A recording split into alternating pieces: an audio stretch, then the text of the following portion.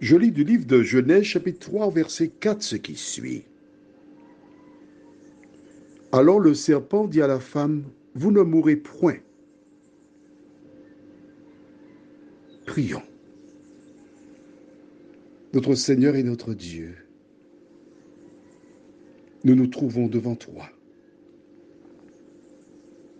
afin de mieux comprendre le problème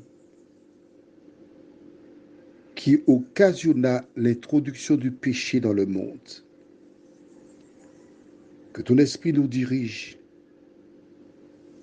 Merci pour l'éclaircissement. Au nom de Jésus, pour ta gloire éternelle. Amen. Lorsque nous regardons au chapitre 3, verset 1,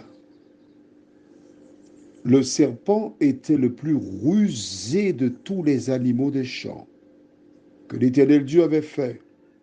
Il dit à la femme, Dieu a-t-il réellement dit, vous ne mangerez pas de tous les arbres du jardin? La première chose qu'il dit à Ève était un mensonge. Est-ce qu'on est d'accord? Parce que c'est pas ce que Dieu a dit du tout, hein? Pas du tout. Dieu, en créant l'homme, il a donné l'alimentation adaptée. Allons donc au chapitre 1er. D'accord? Et nous lisons à partir du verset 29. Et Dieu dit, voici, je vous donne toute herbe portant de la semence et qui est à la surface de toute la terre, et tout arbre ayant en lui du fruit d'arbre et portant de la semence, ce sera votre nourriture. Voilà ce que Dieu a dit. Il a mis une restriction pour eux seuls. Nous lisons chapitre 2 au verset 17. Mais tu ne mangeras pas de l'arbre de la connaissance du bien et du mal, car le jour où tu en mangeras, tu mourras. Voilà ce que Dieu a déclaré.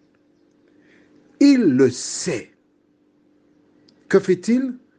Il vient avec le mensonge pour dire quoi?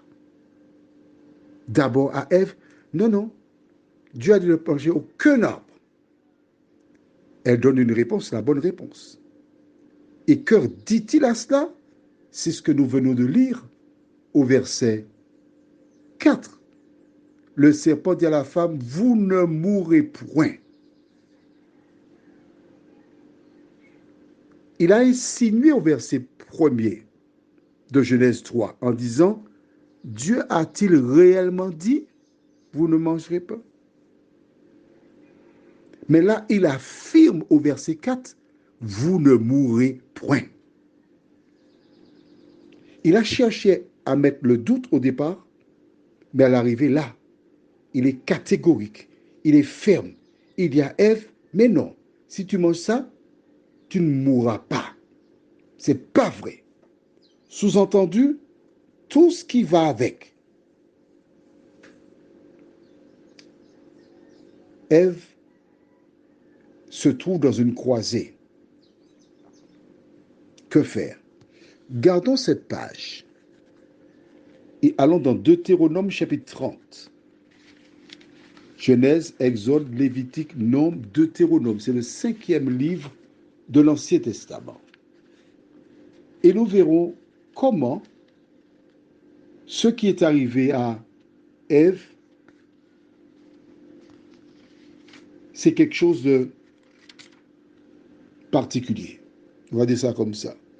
Deutéronome 30, verset 15 déclare, vois, je mets aujourd'hui devant toi la vie et le bien, la mort et le mal. Mais c'est la même chose qui existait depuis Ève et Adam. La vie éternelle, à condition que tu fasses le bien, la mort, si tu fais ce qui est mal. Mais l'ennemi a dit à Ève dans le jardin d'Éden, vous ne mourrez point. La mort ne... Non, c'est pas vrai ça. Croyez-moi, tu ne mourras pas. Il a placé le doute.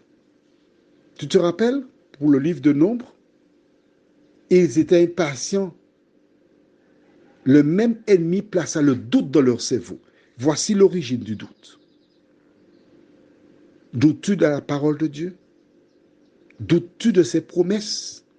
Quand tu viens face à la vérité, tu reconnais la vérité, mais tu ne la prends pas dans ta vie.